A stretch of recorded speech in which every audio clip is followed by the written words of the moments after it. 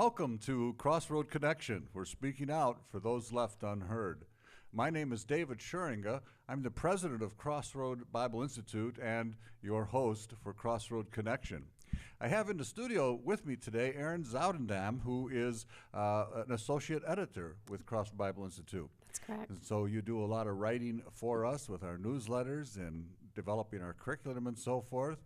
And you're on the program today because you said, we have so many interesting stories to tell. That's right. We just get letter after letter and story after story. And I don't know what this one's about, but you said it's worthwhile. Right. And something that you've been kind of burning in your heart to share with our audience. Right. That's right. Yes. And now, how long have you been with Crossroad? A little over 6 months. About 6 months. Mm-hmm. And has that been a good 6 months for you? It has. And actually, one of my favorite parts is that I get to read all of these testimonies. So almost everything that comes in crosses my desk at one point. And so I get to have a really up-close look at the good that we're doing. Before you came to Crossroad, you were a teacher. That's right. So you probably have a little bit of that tendency maybe to look at these letters and say, are we teaching them anything? Sure. What are you concluding? So the great thing about Crossroad, as opposed to teaching, which is also wonderful, is that not only are we giving them very educational knowledge about the Bible, but we're giving them a very devotional knowledge that helps them live better lives. And that's a really beautiful thing. Head knowledge, but also heart knowledge, right, which they need. Who are we talking about? Whose letter is this? Whose story is behind this? This is from Kenneth, and he grew up in L.A.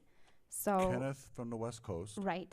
And he grew up in a single parent home, like a lot of our students. So he just had a mother. But she was a Christian, and she was very devout. He says that everyone called her Angel, which turns out to be very apropos. His mother? Mm-hmm, that's right. And she prayed for him, and he remembers when he would go to school in the morning, she would be on her knees. He says, I remember leaving home every day, seeing my mother on her knees, praying that I would be safe. So even though she sent him to good schools, he got in with a rough crowd pretty early, which is the case for, not all of our students, but a majority of them. Well, 80% grew up with no father in the home. Right.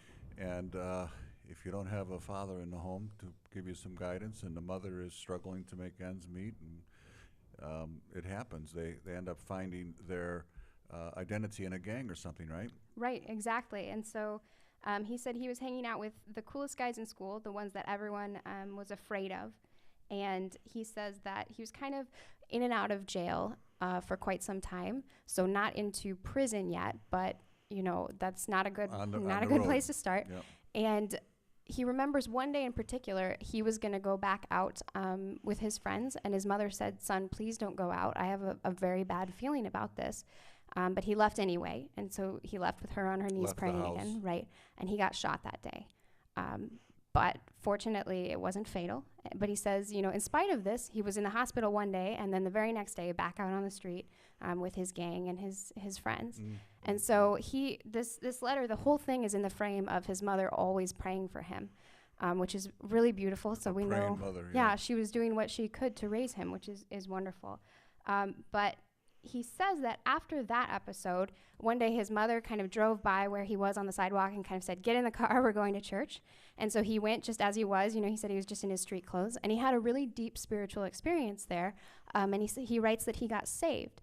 And, of course, his mother was very pleased. But he writes that he had no biblical study. He had no training. He wasn't in church week after week learning about the word. And so he says he has...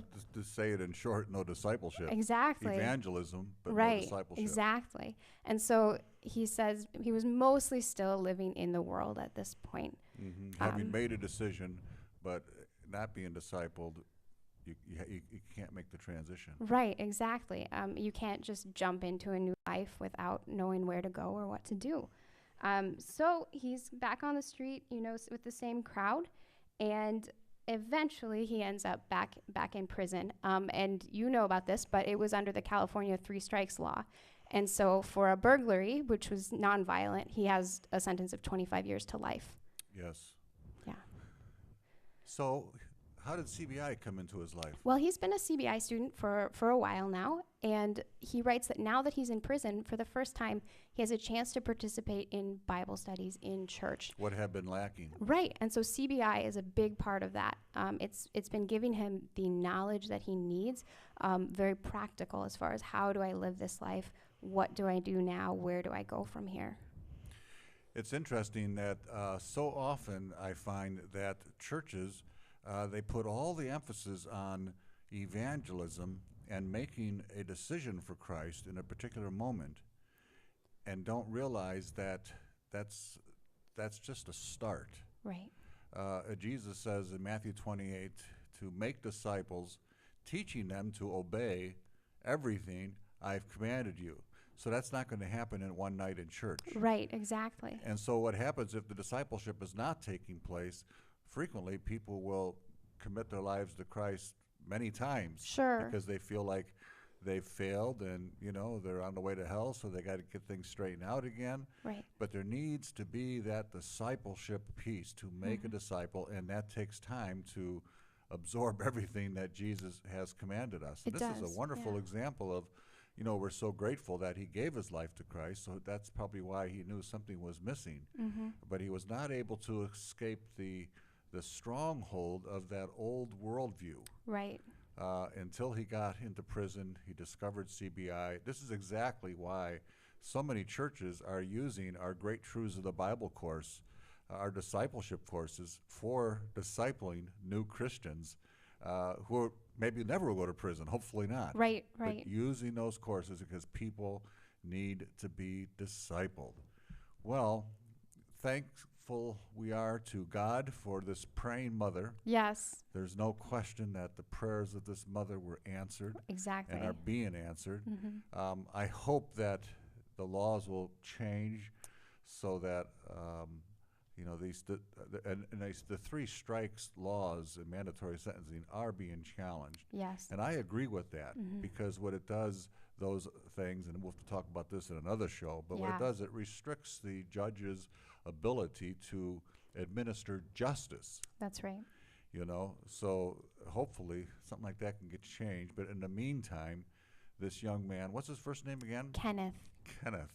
And at the meantime, Kenneth can be growing stronger in his faith and get prepared for life on the outside. Yes. So we need to be praying for Kenneth and 44,000 other students around the world who are experiencing something very, very similar. That's right. Well, this was a great, great story. Thank you so much, Erin, Absolutely. for sharing that with us. And as you go through these hundreds of stories and testimonies, would you do me a favor and keep coming back to our show with Absolutely. with some of those ones that really touch our hearts. Absolutely. My name is David Schuringa, and this has been another edition of Crossroad Connection.